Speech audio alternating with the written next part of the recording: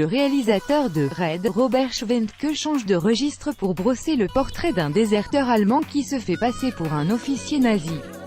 Ce film violent et dérangeant a reçu le prix 20 minutes d'audace, décerné par un jury de journalistes et d'une lectrice de 20 minutes, au Festival des Arcs. Il montre des images violentes des sommaires pour choquer et éviter le retour de l'idéologie nazie. Si votre journal a remis son prix 20 minutes d'audace à The Captain, l'usurpateur lors du dernier Festival des Arcs, c'est parce que ce film fort et dérangeant ne manque pas d'audace. Robert Schwentke y raconte l'histoire vraie de Willy Herold, un déserteur allemand qui, à la fin de la guerre en 1945, s'approprie le costume d'un officier nazi afin de sauver sa peau. 20 minutes revient sur les raisons qui lui ont fait considérer cette œuvre impressionnante comme particulièrement gonflée. Plus grand que à lire aussi, Festival des Arcs, le prix 20 minutes d'audace récompense le film allemand The Captain, audacieux pour les Allemands. Je savais que je n'allais pas me faire que des amis dans mon pays en racontant cette histoire, explique le réalisateur allemand.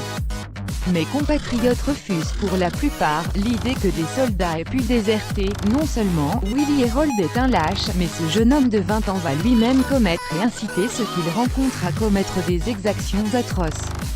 Audacieux dans le discours, en montrant la guerre du point de vue d'un faux officier allemand qui se prend pour un vrai, je place volontairement le public dans une situation inconfortable, s'amuse Robert Schwentke qui s'éloigne ici et même des deux derniers volets de la trilogie Divergente et de Red qu'il a réalisé aux États-Unis. Son héros trouve des soldats plus que volontaires pour se salir les mains à sa place, massacrant des innocents avec un enthousiasme gaillard. C'est parce qu'il y avait des gens prêts à accomplir ces actes que le système a si bien fonctionné, martèle le cinéaste. Schwentke n'y va pas de main morte pour appuyer sa démonstration. Audacieux dans les images, le directeur d'un camp de prisonniers et son épouse font partie des personnages les plus répugnants du film.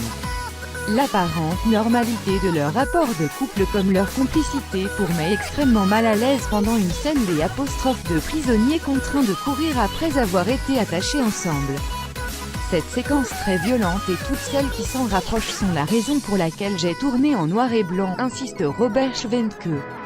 Elle n'aurait pas été supportable autrement. De la même façon, le cinéaste parsème son film de touches d'humour ironique et burlesque fort bienvenu. Audacieux dans le message, il serait bien dommage de révéler les derniers plans de cette œuvre. Il suffit de dire qu'il prolonge le malaise du passé au présent. Le nazisme n'a pas disparu, tant s'en faut, il faut donc se montrer vigilant pour qu'il ne revienne pas insiste Robert Schwentke. Ce film dérangeant ne fait aucun cadeau à son public pour asséner cet avertissement.